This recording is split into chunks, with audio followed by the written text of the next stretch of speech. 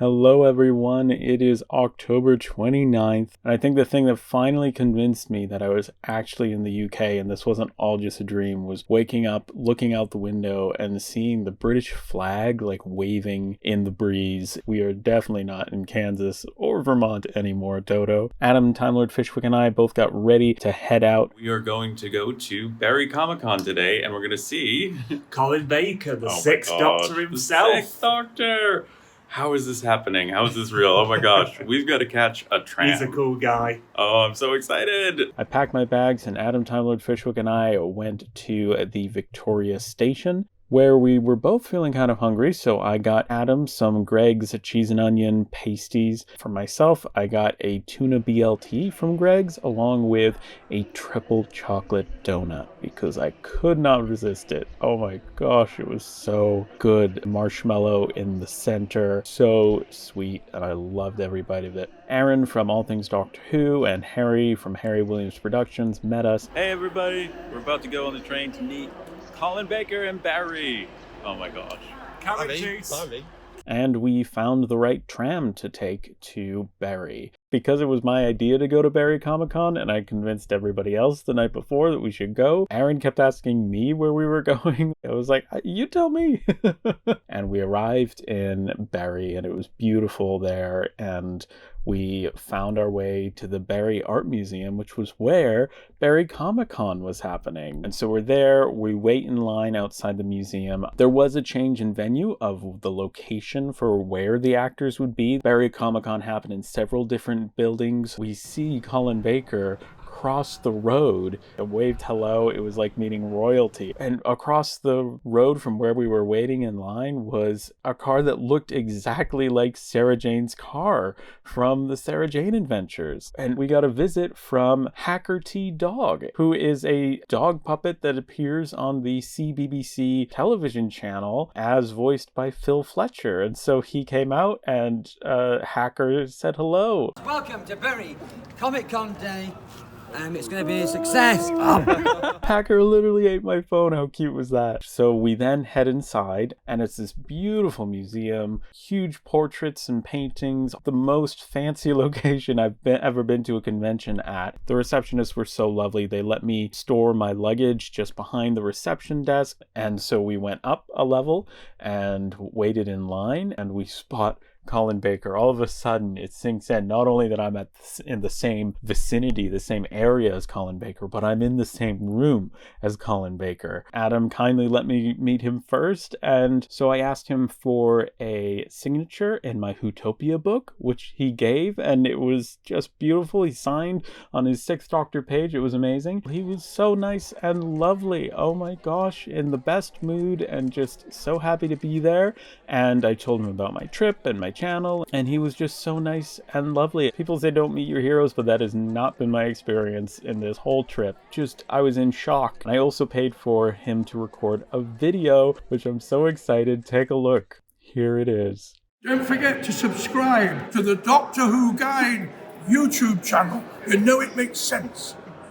Oh my gosh, that is amazing. And he ad-libbed that part about, you know, it makes sense. I could not wipe the smile off my face that whole day. And so then I got to explore the rest of Barrie Comic Con and meet some of the other Doctor Who guests that were there, including Mickey Lewis. Mickey Lewis is an actor who's appeared in 22 different episodes of Doctor Who from Series 7 straight through the 13th Doctor specials. Recently wrote an article for Doctor Who magazine about Henry House, and so it was so cool to meet him. So he signed on this double page spread of Skaro, which was so cool because as a Dalek operator, it made so much sense. So it was so lovely to talk to him and meet him, and I got a selfie with Mickey Lewis as well. And then I got to meet Lou Stringer, who is the artist and writer for the Daft Dimension comic strip in Doctor Who magazine. Lou Stringer happily signed my Doctor Who magazine, and he was doing custom artwork. I said, could you draw me, but with the Fourth Doctor's costume in front of the TARDIS? And he did. It was amazing. It was so incredible to see him work, just such a professional, so incredible. And he added in the details of the jelly babies. It was amazing, and it came together so quickly, and he did it so well, and just amazing to watch just such a professional and talented artist create something in front of your very eyes in live time was incredible. Got a cup of tea that you could get from the museum cafe. I never had a proper cup of British tea before. Officially trying my first cup of British tea. It's Earl Grey. That's good. I'm not a huge tea fan, but that is tasty. I like that. This I feel like I could sip and enjoy and get through a cup of. That may not sound like the biggest compliment ever, but for me, as someone who doesn't like tea, to say that I enjoyed this and I would definitely finish this full cup of tea, that's high praise. I can't believe I just met Colin Baker. He was so nice. And so I go out to the front of the museum and I see this 12th Doctor cosplayer whose outfit is incredible. So I go up and introduce myself. Lo and behold, a 9th Doctor shows up who's friends with this 12th Doctor cosplayer. And they said, hey, do you want to check out the Doctor Who zone with us? And so we checked out the Doctor Who zone, which was so cool. They had Daleks there with an operator inside. So the Dalek was moving and talking to you. Hello. That's an amazing... Remain alert for any human intruders. Remain alert. Exterminate! Exterminate! Exterminate! And there was a TARDIS that you could take photos with, which was so cool. There was an Ood there and a Cyberman, and it was so cool. Right nearby was the B&M, which I was so excited to go into and visit, but there was no Doctor Who stuff there. So then I had to find my way back to the museum. So we both just met Colin Baker. He was amazing. Amazing. And what did you get signed? I got the real time. Oh, get out of here. Figure set. Get out of here. As well as that, he reacted to the 7th Doctor Tom Brani. Custom figure. He tried to rip the head off. It? Yeah. I don't want this. I knew he would. Oh my gosh. And I got to talk to the owner of the Sarah Jane car. And I was so glad to be allowed to, film the car and take a look at this vehicle that is the exact same make and model. 20,000 made in 1991. And it's absolutely stunning. And we have the owner here as well. So do you just go to conventions and Doctor Who events and This is my first one. This is your first one? It's a local one, so I'm very excited. Oh my god. And then I waited out front for Will Hadcroft. Now I'm hopefully going to meet up with Will Hadcroft. Oh my gosh. In the flesh. Look who I found. I got to meet up with the Will Hadcroft. Oh my gosh.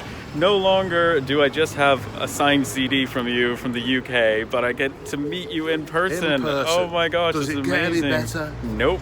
It's incredible. Will Hadcroft was the first Doctor Who writer that I ever interviewed on the channel, and he was just so lovely, so amazing. I'm here at Costa Coffee with Will Hadcroft, who's treating me so kindly to a drink. I'm getting a hot chocolate. And it was great to talk and catch up, and he tells me at one point, hey, start filming. Okay, so I've just been told to start filming because Will has something for me. I thought, seeing as you're such a big fan of the Resurrection plant, Yes. this is the first thing I ever had published. It's called Android and Century Lodge. It's since been republished by a different publisher. This is a small press copy. CK Publishing. Get out of here. So the CK Publishing no longer exists. They were a small company, a tiny company, and this is the first edition. So I'm going to sign it to my good friend Alex for being such a fan of the Resurrection plants. Oh my gosh, that's amazing. I can't tell you how much that means. Oh my goodness. That is incredible. Oh my gosh. You can read that on the plane on the way back. Oh, thank you so much. That's amazing. Such a personal and meaningful gift. I could not believe it. And I got to meet his brother Jon, and I walked them to the museum, and I got to take their picture for them with Colin Baker. Then I took Will and Jon to meet Mickey Lewis, and it was just lovely to hang out and chat. Your brother Jon as well there. John, my abiding memory of that, Alex, is he met Colin Baker with us, and he was very, very starstruck indeed.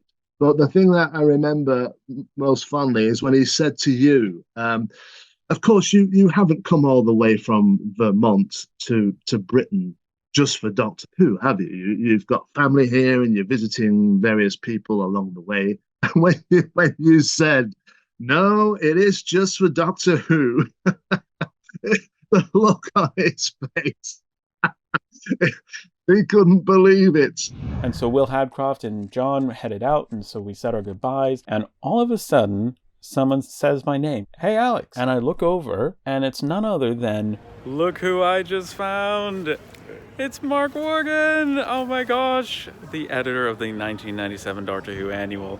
We're here in person, not on Zoom screens. This is so exciting. Oh my gosh. And you're going to show me around to lots of fun Doctor Who places. Oh my gosh. I can't wait. Oh, let's get to it. Mark Worgan was there with his wife Yvonne and daughter Hannah to pick me up and drive me to their home where I would be staying with them for the next couple of days. But before we got there, they took me to the Hayfield Restaurant and treated me to a cheese and onion pie and a ginger ale. And I'd never had cheese and onion pie before. It was delicious. And it was so cool to have this British cuisine. We arrive at the Worgans' home, and there's two family members who I have to impress. Lucy and Myrtle. Lucy and Myrtle are two wonderful dogs, different temperaments. Myrtle especially is very, very protective. Lucy, with a couple of treats, got used to me very quickly, and we got on very, very well. Myrtle took a little bit more convincing and a lot more treats. There was a lot more barking, but eventually Myrtle did get to the point where she would use me to stand on my lap to see out the window better. But Lucy that evening was like falling asleep on my lap and stuff. And Mark got to show me his incredible wall of Doctor Who DVDs and Blu-rays. It was lovely being there. I mean, the Worgans opened their home to me. It was so kind of them to make room for me and give me a place to stay for several nights. Was just a huge help. I mean, what a collection. He has a Series 9 steelbook. It felt like I was holding the Doctor Who crown jewels. Like, that is such a rare item and goes for so much money. He also had a TV movie German media book, which was so incredible as well. The very first release of Doctor Who on home media, the UK VHS for Revenge of the Cybermen, that felt like holding a piece of Doctor Who history. Incredible. And there was a Japanese 50th anniversary release, which I didn't even know existed. And I would eventually film an entire DVD and Blu-ray collection video with him. This will give you a taste of what's to come. I got ready for bed because the next morning we were going on a treasure hunt. This episode is dedicated in loving memory of Jonathan Hadcroft. Rest in peace.